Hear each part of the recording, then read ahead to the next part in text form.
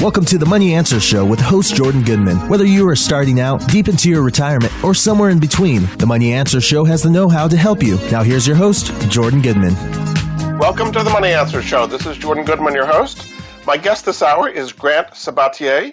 He is the creator of the Millennial Money website and the author of a new book called Financial Freedom, A Proven Path to All the Money You Will Ever Need. Welcome to the Money Answer Show, Grant. Hey, glad to be here, Jordan. So let's just start. We're going to go into more detail, but just briefly, your history leading into writing this book.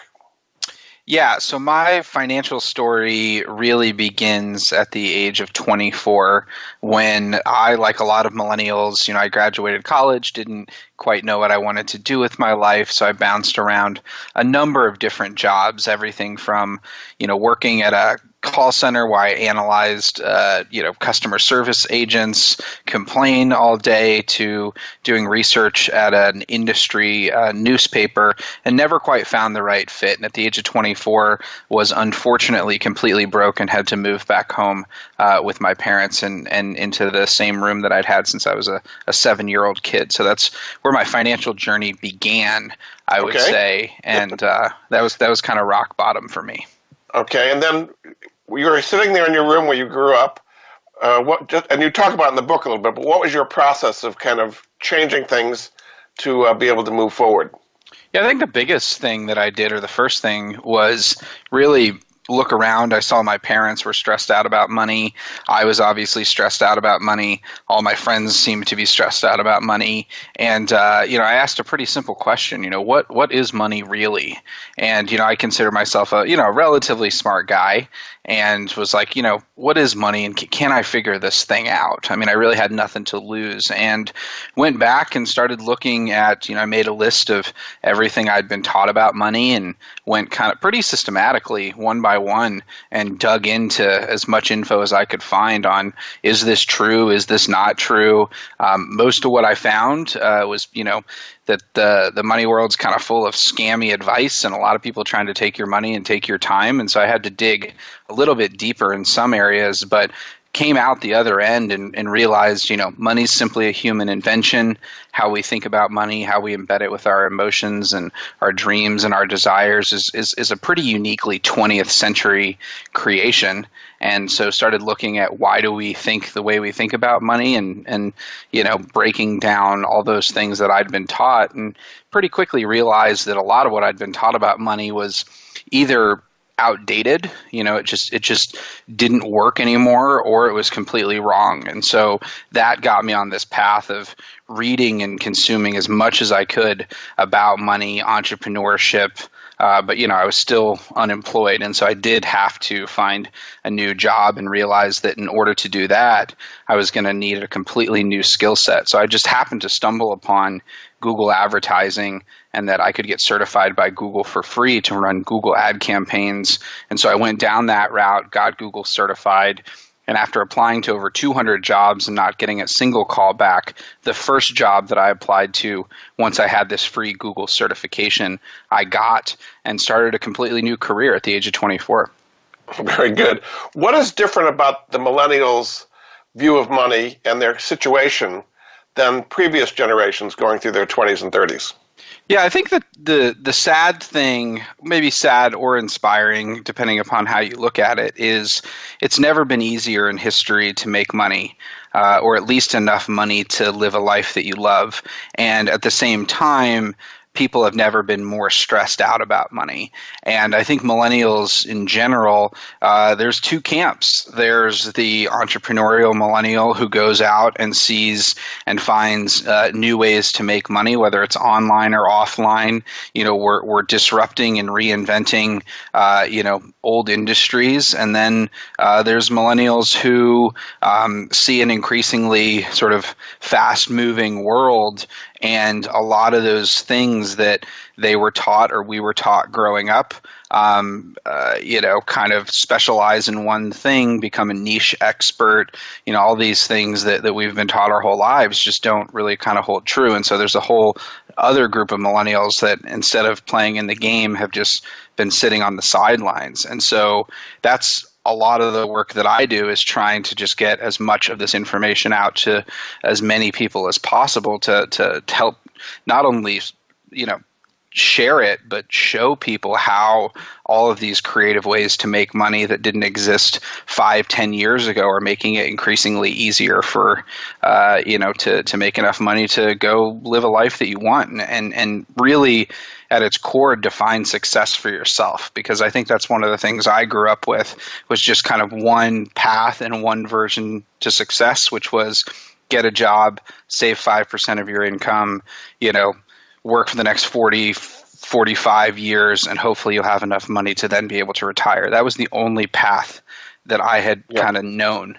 And it's cool because now there's more and more people. Every day I'm getting emails, Jordan, from people who, are retiring at 27, 30, 35, just in the most creative ways. And that's just the coolest thing to see. And I'm excited that more of those stories are starting to get out now. Now, you went through college, and a lot of people are graduating with huge amounts of student debt. Is that something that people should reevaluate, whether they should go to college at all and take on all this debt, which in many cases would take them 30 years to pay off? Absolutely. So one of the things that I'm happy to see is this idea of the gap year is growing in popularity. And so it used to be something that was only reserved for the affluent, where, certain kids would take a year off before they went to college. But I'm seeing increasing numbers of people who, because they're skeptical of student loan debt, because they don't know what they want to do, they're taking some time to figure that out before deciding whether to go to college or not. And that's something that I couldn't recommend enough, is just taking that year, just taking a little bit of time to figure out, okay, I was 18. I didn't know what I wanted to do with my life. Very hard to know what you want to do with your life. So take that pressure off a little bit and focus on, instead of just going right to college or going right to school, focus on building some skills that you can, monetize. Get an internship, get into an industry, any way that you can to learn the ropes. Start from the ground floor. I do see a lot of younger people somewhat entitled, thinking that, because I worked hard, because I grew up a certain way, I deserve a certain salary or a certain job, right out of college or right out of high school. And I always encourage people, even coming out of high school, just try to get into the industry that you want to be in any way that you can.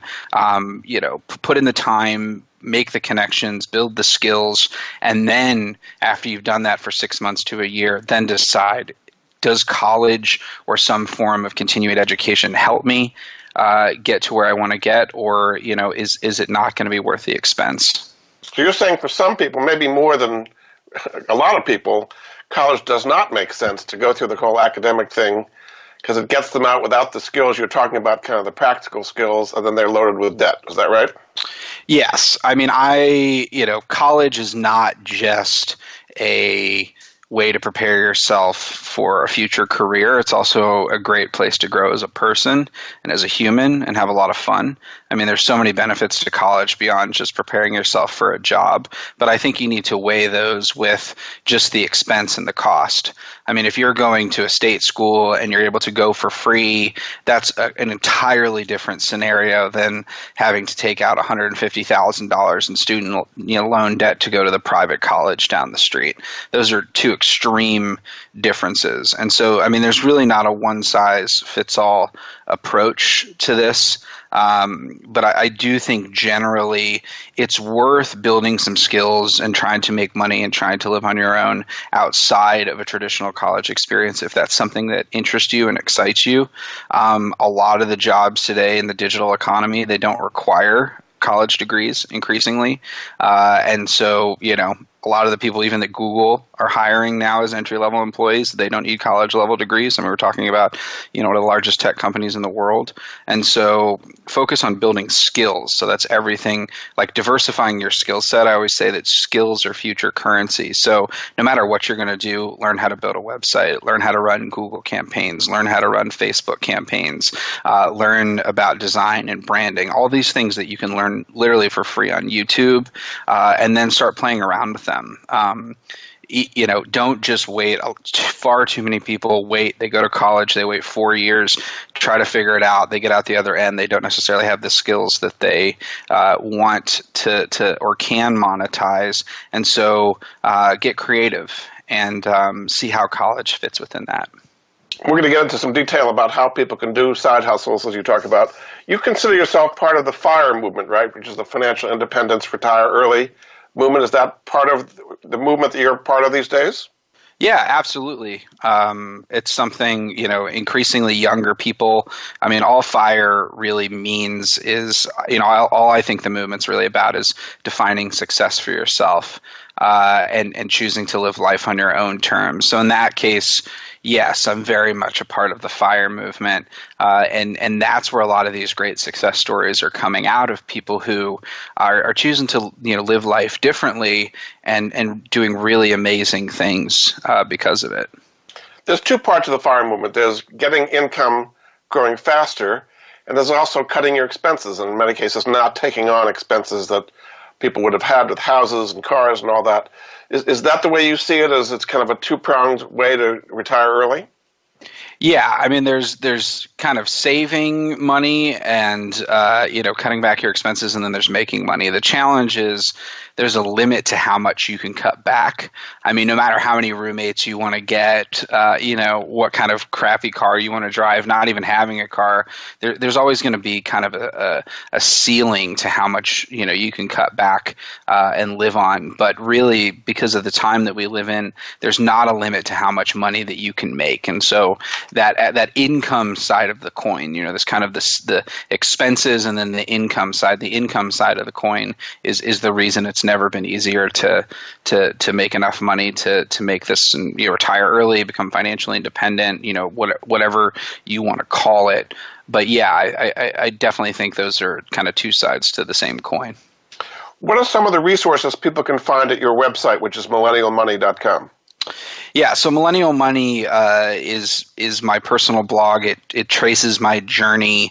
I started the blog in 2015, shortly after becoming financially independent. So it's really a reflection on that whole process, the tips that I use, the strategies. There's a lot of people that I've profiled who have really amazing side hustles. There's people who are all different ages choosing to live life on their own terms. I've profiled a lot of those people.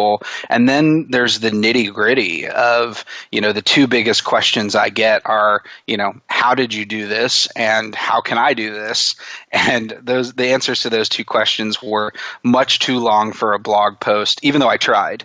I've written over 400,000 words on the blog. And so, everything from a 13,000 word post that breaks out the exact investment strategy that I used and what I invested in when and how you can do it. But the answer to those two questions was much too long just to cover in a blog. And so that's pretty much the primary reason that I wrote Financial Freedom, my book, was so I could break down in a very step-by-step way what I did and what other people can do to make this happen. Within reason. I mean, I'm definitely a really extreme example of this strategy, but that doesn't mean that it can't and doesn't work for everybody. The idea is becoming more mindful with your spending, with how you're making money, and really starting to focus on your relationship with money so that you can use it to do the awesome things and live the awesome life that you want. Great. We're going to take a break. This is Jordan Goodman of the Money Answer Show. My guest this hour is Grant Sabatier. His book is called Financial Freedom, A Proven Path to All the Money You'll Ever Need. His website is millennialmoney.com. We'll be back after this. You've been listening to The Money Answer Show with Jordan Goodman. If you have a question for Jordan or his guest, please call us now at 866-472-5790. That's 866-472-5790. Now back to Jordan. Welcome back to The Money Answer Show. This is Jordan Goodman, your host. My guest this hour is Grant Sabatier. He's the author of Financial Freedom, A Proven Path to All the Money You Will Ever Need, and his website is millennialmoney.com. Welcome back to the show, Grant. Hey, glad to be here. One of the key parts of your whole strategy is to do side hustles and to augment your income in many different ways. You have a chapter called More Money in Less Time. So let's just go through the process of figuring out what side hustles would be appropriate for you, and then give us some examples of side hustles. So let's start with the process of what you call the evaluation framework for doing side hustles. Yeah, so just to clarify, side hustling, it's any way that you make money outside of your full-time job. And I think that's important to distinguish. And on my own journey, I actually, the first year after I left my parents' home, I made money 17 different ways. Wow. And we can get into those if you want. But the key for me was side hustling to invest. And I think that's an important piece of the strategy and of my story. So I invested over 90% of the income that I made on the side. And so I got that extra money that I was making money for me as opposed to just spending it. And so in the book, I walk through a step-by-step process for how to think about side hustling and how to find your own. And the important piece is that a lot of people think about side hustling wrong, in the sense that, yes, you can go out and drive for Lyft, you can go out and drive for Uber, you can walk dogs, but there's a big difference between side hustling for someone else and side hustling for yourself. And that's the crazy thing now, because a lot of people, they go out, they drive for Lyft, they drive for Uber, and they think that, oh, wow, I'm able to make extra money on my own time. And yes, you are, but there's two huge limitations, because A, you only have so many hours in a day that you can walk dogs or drive for Lyft or drive for Uber, and B, your rates aren't set by you. They're set by the company. And so there's a big difference side hustling for yourself, having your own dog walking company than, say, working for Rover. And in the chapter, I talk about, try to become the Uber of your life. And so, Uber, they're not driving cars. They don't own cars. All they're doing is they're connecting people who need rides with people who want to give them. So they're a connector between supply and demand, and anyone can do this. And I talk about this guy, one of my readers, Matt, who's a 25-year-old. He reached out to me, and he was making $16 a dog walk and said he wanted to make more money. And I said, you need to stop walking dogs for someone else, and you need to start your own dog walking business. Fast forward a year, and he'd made over $250,000 from his dog walking side hustle, because instead of selling his own time, he started selling his friends. He was a college student. He hired his friends to walk dogs instead of him having to trade his own time for money. So that's kind of the general idea, and then he invested as much of that money as possible. But really, the simple idea of how to pick a side hustles are valuable because not only do they help you make additional money, they're also a great way to build new skills and to test out entrepreneurship. So we live in such an all or nothing world where a lot of people think they need to, quit their job in order to become an entrepreneur. But side hustling is great because you can test things out. If you don't like doing something, you can try another side hustle. You're not taking that huge risk of getting rid of your primary source of income. And so the simple way to find a good side hustle is I encourage you to create just a simple list where you have, take a piece of paper, put a line down the middle of it, and on the left side, write your hobbies and the things that you really like to do. And then on the right side, write down all of the skills that you have. And the idea is you want to look for overlap between the things that you like to do and the skills that you have. So maybe you like rock climbing and you're a graphic designer in your full-time job. Try to find a way to use your graphic design skills to help maybe a rock climbing company or a rock climbing magazine or start a rock climbing website. Finding ways to side hustle. It's always going to be easier to make money doing something that you enjoy doing. A, it's going to be a lot more fun, and B, it's going to be easier to keep going if it gets tough. And then C, you're going to know that industry or that market or that area better. I see far too many people starting a side hustle or trying to start a side hustle where they end up wasting years of their life because they're just trying to copy someone else. And the whole idea is, A, life's too short to not enjoy what you're doing, and B, it's always going to be easier making money doing something that you enjoy doing. So try to find overlap between your interest and your skills. That's a really important piece. And then start testing it out. Get out there. How do you use the internet, Google searches and so on, to see if there's a market for what you want to offer as a side hustle? Yeah, exactly. That's a great question, Jordan. So at the end of the day, no matter what you want to sell, you're only going to make money with it if someone buys it. And so far too many people, they go out, they launch a side hustle, they put all this effort, they put a lot of money into it. That's an important piece. You don't want to start a side hustle that you have to put a lot of money down. That kind of defeats the purpose. And so what you want to do is you want to analyze the market opportunity. You want to get out and see, first and foremost, this is the thing, no matter what entrepreneurial venture you have, taking the time to do the research on, are people buying this thing that I want to offer? Are they buying it in my local community where I can sell it? What's the competition like? You can learn an incredible amount just by analyzing the other people who are already selling what you want to sell. And I say this all the time. People are like, well, no one's doing this idea. No one's selling what I want to sell. And you either A, if that's the case, stumbled on a really incredible idea, but more than likely, there's a reason someone isn't selling it. It's probably because there's not a market for it. And so you can do simple things like analyzing Google search volume, using Google Keyword Planner and Google Trends. Are searches for what you want to do going up or going down? Just doing a simple Google search now, because Google searches are geolocated, so it's typically based in the area that you live, the results are. Do a Google search for what you want to do. See what the top 10 results are. What are the companies? What are they charging? How are they selling their services? Does it look like they're growing? What kind of clients do they have? And then write all this down just in a simple spreadsheet or a simple Word doc, and then ask yourself the most important question. What can I do differently? And that I see far too many people, they start side hustles, and because maybe more and more people are buying what they want to offer, but there's far too much competition, and because you're a little late to the game, or you don't have something unique to offer, you've kind of lost before you've even started. Yeah, and so you it's have to have something unique. Yes, indeed. Have something unique is extremely important. And for most people, that's going to be your story. And so if there's bigger companies offering what you want to offer, it's going in and saying, hey, I'm Grant. I just started my lawn care company. I know I'm the new guy on the street. Here's why I'm passionate about it. And that kind of self-starter narrative, if you actually have passion for something and you can convey that to people, people will buy from you. And you don't just want to compete on price. I talk a lot about that in the book. You don't just want to be the cheapest option. You want to look for what you can do differently. How can you add more value?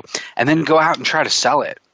And the market give us an example or two of people you maybe either that you did yourself or people that you've helped create side hustles that were successful. Maybe just an example or two. Yeah, so a good example is that guy Matt with his dog walking business. He went out, and because he was able to walk dogs later in the evening, earlier in the morning, and had more options than the competition, he was able to win over the neighborhood where he was working. He also launched a specialty service just for small dogs. And so even though the service wasn't that different, because it was marketed as a dog walker for small dogs, he was able to get some traction there. I have another friend, she was able to launch a lightweight clothing company and camping company. And so she launched this business on Amazon where, backpacking, she's part of that industry. She loves camping. She loves hiking. And she saw this opportunity to offer really low cost, really high quality, lightweight camping gear. And so she went and just created her own company doing that and makes about $6,000 per month on the side. And the only way she was able to do that is because she knows the industry. She's an enthusiast, and she saw an opportunity, in the market. So the real difference is between a traditional job, or even Uber and Lyft, is you're trading time for money, and you're limited because you only have so much time, versus a successful side hustle is one that leverages your time and creates passive income. Is that the difference between a successful and not such a successful side hustle? Yeah, that's one of the core pieces. Instead of trading your own time for money, you're trading other people's time. So you're hiring other people to do the work, no matter what it is. And that gives you, A, more hours in the day, and then B, allows you to scale your side hustle up or down. And that's the thing we're not taught, is we're often, believe that if we launch a business, we just need to grow. But the beautiful thing about side hustling is that, when you want extra money, you can grow to a certain degree. And when you feel comfortable and you don't want to grow, or you don't want to trade more of your time, you can scale back. And that's what Matt did with his dog walking side hustle. He could have kept growing bigger and bigger and making more and more money, but he makes $250,000 a year. He spends about 10 hours a week on it, and then spends the rest of the time doing other things that he enjoys. He realizes he could make more money, but then he would have to trade more time, and he's just not willing to do that. And by taking the money you're earning from the side hustle and investing it, and we're going to talk about that next, you can create another separate passive income flow to support your lifestyle. Is that the idea? Absolutely. Because then you're not just spending the money. Every dollar that you make, is making you money over a much longer period of time. Very good. We're going to take another break. This is Jordan Goodman of the Money Answer Show. My guest this hour is Grant Sabatier. His new book is called Financial Freedom, A Proven Path to All the Money You'll Ever Need. And you can find out more at his website, millennialmoney.com. We'll be back after this. You've been listening to the Money Answer Show with Jordan Goodman. If you have a question for Jordan or his guest, please call us now at 866-472-5790. That's 866-472-5790. Now back to Jordan. Welcome back to the Money Answer Show. This is Jordan Goodman, your host. My guest this hour, Grant Sabatier, is author of a book called Financial Freedom, A Proven Path to All the Money You'll Ever Need. His website is millennialmoney.com. Welcome back to the show, Grant. Glad to be here. I'm having fun. So now we're making all this money from the side hustles. Let's invest it now. So you have a whole thing on stocks. Let's first do real estate. You have a whole chapter on what you say, how to turn $10,000 into millions using other people's money. Now there's a lot of hype in that whole, flipping world of real estate. But realistically, how can people make significant money in real estate? Yeah, so I didn't take the real estate route to become financially independent, but shortly after becoming financially independent and in writing the book, I've seen more and more success stories from people who use real estate to become financially independent very quickly. And so without a doubt, I believe that real estate is the fastest path to financial independence. A lot of it is through what's now known as house hacking. And the simple idea of house hacking, there's nothing new to it. It's just a really nice name for the idea of, instead of, renting a one bedroom or a studio, or buying a one bedroom or a studio, buying a 3-bedroom or a 4-bedroom, or renting a 3-bedroom or 4-bedroom and renting out the other rooms, or in some cases all of the rooms, in order to offset the cost of your rent or cover the cost of your rent. One woman, Heidi, she lives in Omaha. She's a reader of Millennial Money. She reached out to me, and she rents a 4-bedroom apartment with a finished basement, and she actually lives in the finished basement and rents out the other 4 rooms of her home, and she makes $1,700 a month on her living situation.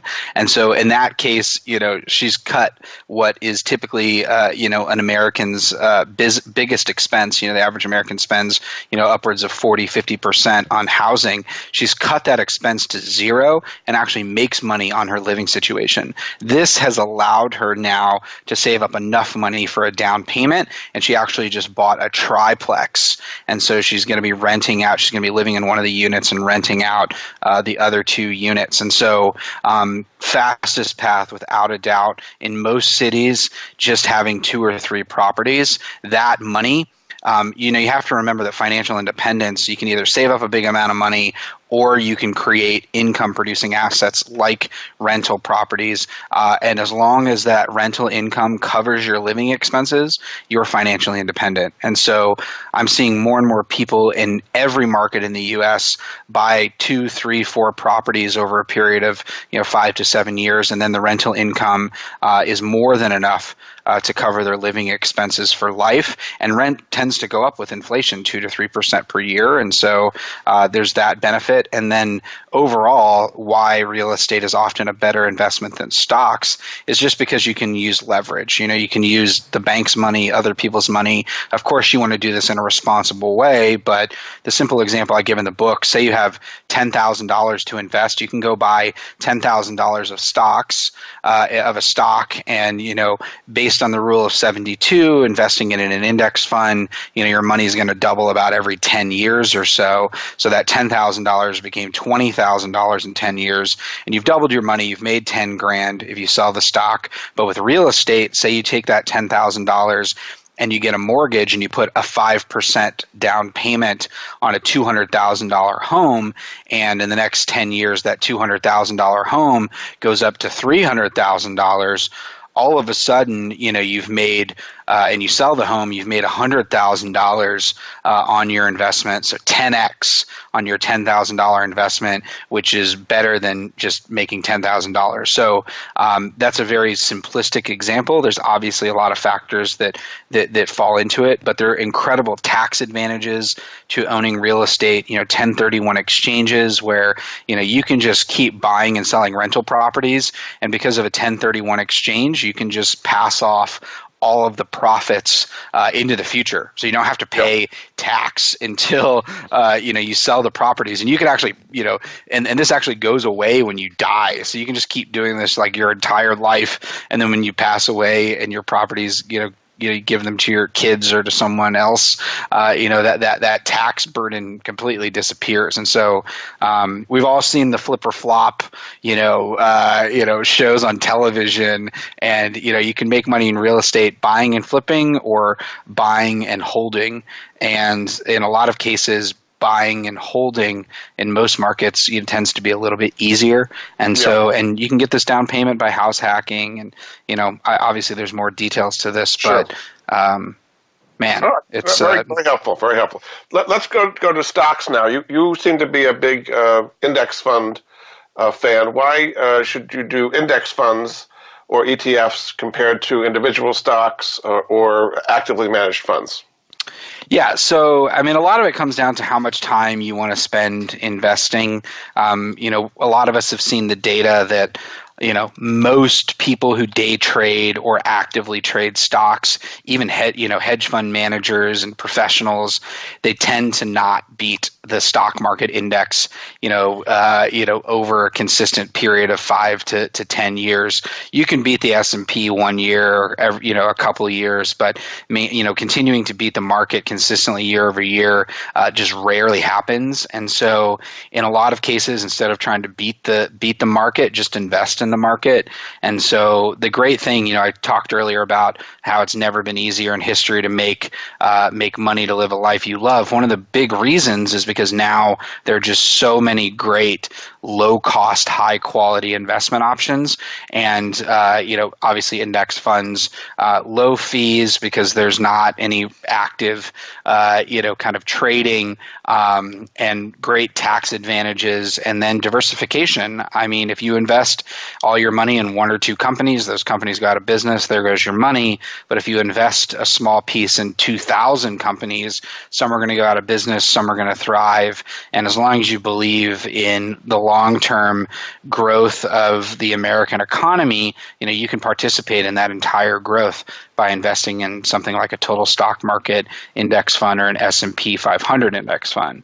But go ahead. That tends to be, if that's all you do, that can get quite boring, where in some cases boring's good.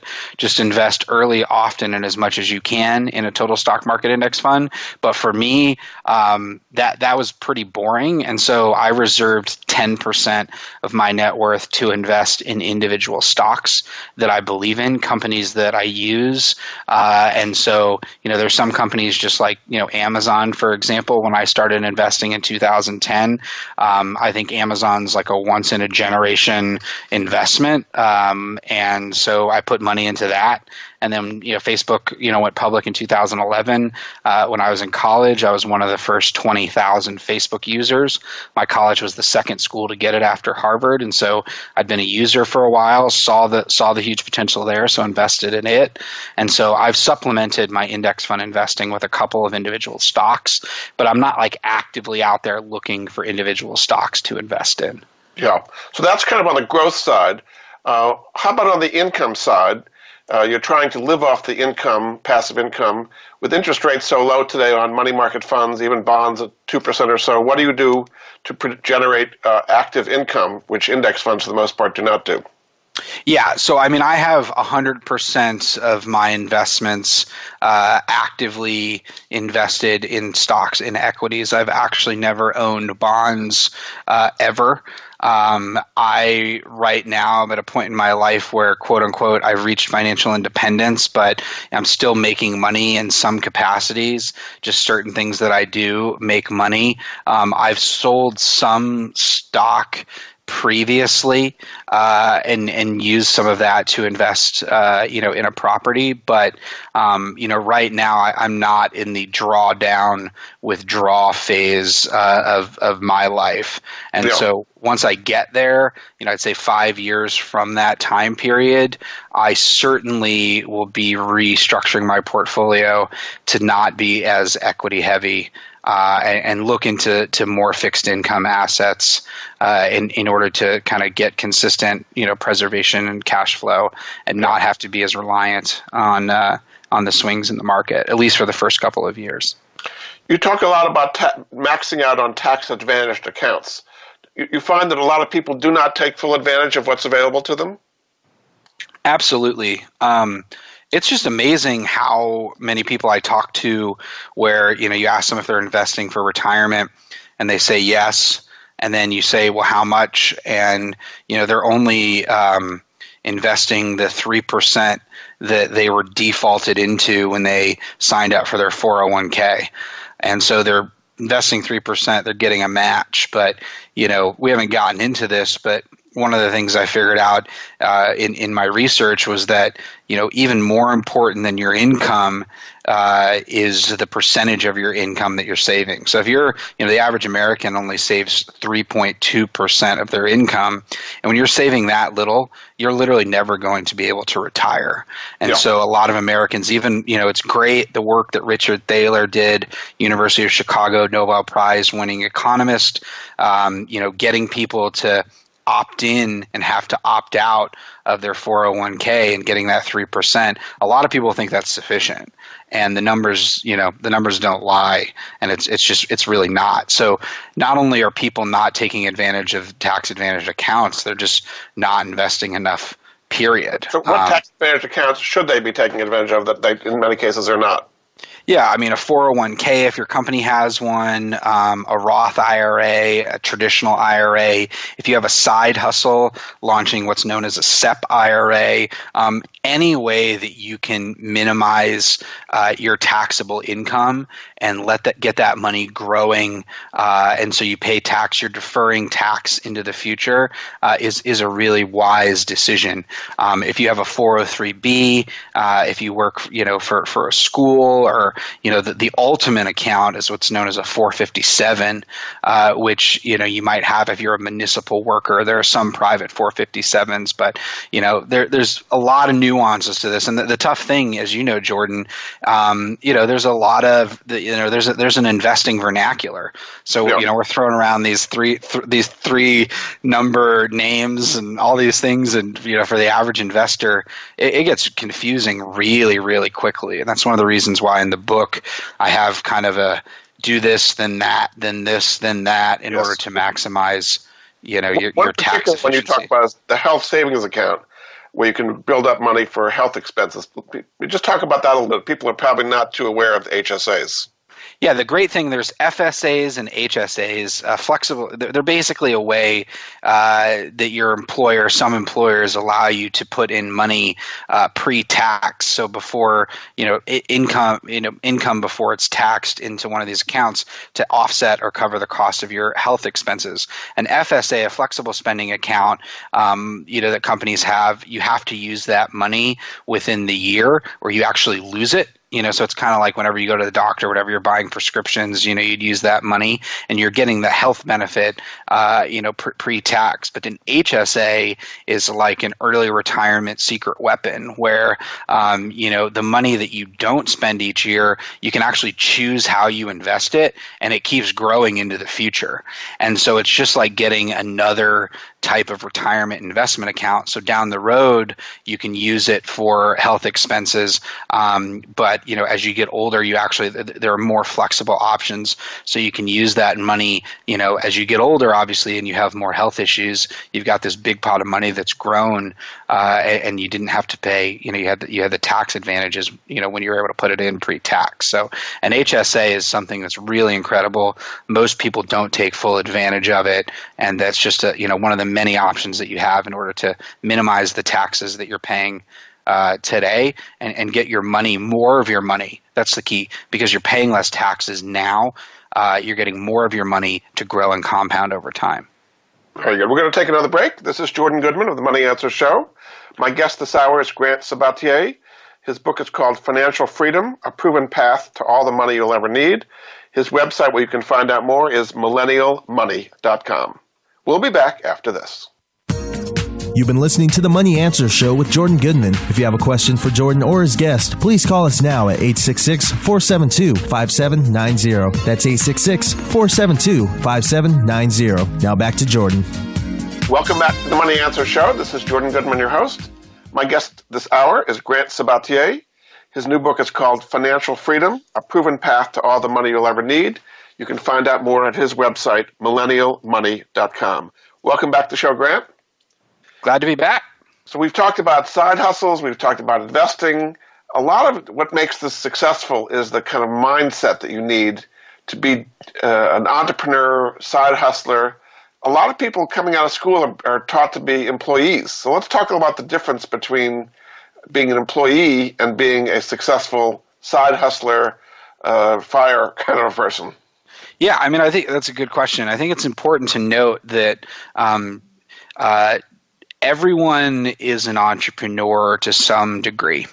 The key is figuring out what kind of entrepreneur you are, what you like doing. I definitely don't want to hate on full-time employment.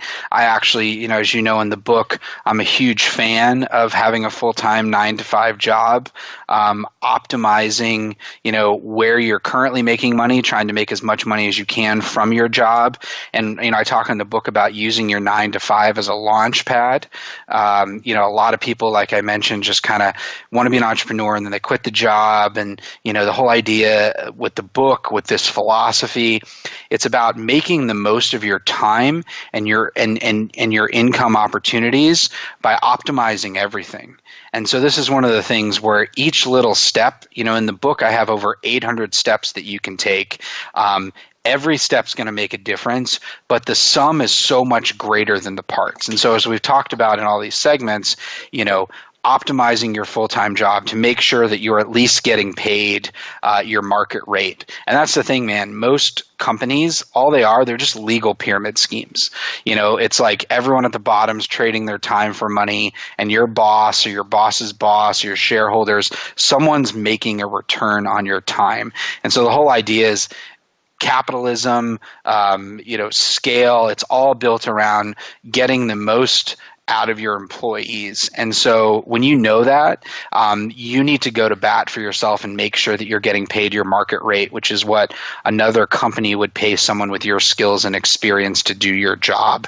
And so from a mindset perspective, there's kind of the scarcity, I'd say scarcity mindset, fear mindset. Most employees think they deserve a raise, and they actually do, but they don't ask for one. You know, another thing, a lot of people think that if they ask for a raise or ask for too much, they're going to get fired. In most cases, you're not going to get fired. And the thing is, this is the thing about in the economy today, the power has shifted, and a lot more employees actually have so much more leverage than they realize. And I talk about this in the book. It costs the average company 40 to 60% of an employee's annual salary to replace them. 40 to 60%. So if you're making $100,000, it costs your company $40,000 to $60,000 to find your replacement. And you think that, you know, they're not going to give you a $5,000 or $10,000 raise just to not even beyond what you're doing to not have to replace you. And so there's this switch where, you know, I talk a lot in the book about how money is infinite. You can always go out and make more money. You know, you can side hustle. There's always jobs you can get, but you can never get back your time. You know, this moment is all there is. And so the idea of making the most of your time is making sure that not only are you getting paid a fair wage, but you're making as much money as you can for your time, because your time is valuable. I mean, that's a asset you can't get more of. And so I see far too many people who they just take what they're given. They don't ask for more. They don't strategize. We spend, you know, more time each year planning for our vacations or watching sports or watching Netflix than we do optimizing our income and our career. You know, it's simple shifts like I can think of nothing that's going to have a bigger impact on the quality of your life than spending a little bit of time making sure that you're getting paid what you're worth, that you're building skills to increase your worth, and that you're going out and, you know, to your point, trying new ways to make money. Because if you've never made money on your own outside of a full-time job, I can tell you there are few things as exciting and exhilarating as going out and making that first $500 on your own when you didn't need your boss and you didn't need your company. And that's incredibly empowering for most people. And you get a taste of it, and then you start going a little bit deeper. And, you know, it's a shift from, you know, you can either, be a part of someone else's pyramid scheme or create, you know, your own. And I'm saying, you know, you can obviously do this in an ethical, legal way and treat your employees fairly. But yeah, you can either trade your own time for money. And if you're going to do that, make sure you're making as much money as you can for your time, or you can go out and broker other people's time. And then still you want to make sure that you're getting the most out of your money. And that's a simple thing, even investing. You know, a lot of people, they're just wasting time and they're wasting money because they're not investing. I mean, we all know how compounding interest works. We know that if you invest your money over time, it's going to grow.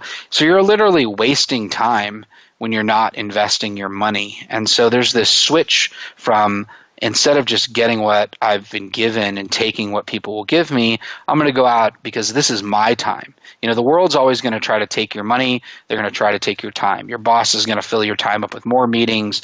Your clients are going to fill it up with more meetings. And it's up to you to figure out the way to make as much money for that time. And at the end of the day, deciding what you're willing to trade it for. Because it's also not about making as much money as possible. It's about making sure that you're making the most of your time. So maybe it's worth it. If you have a job, and I talk about this in the book, one of my friends, he was a management consultant for one of the big consulting firms. He was making over $300,000 a year.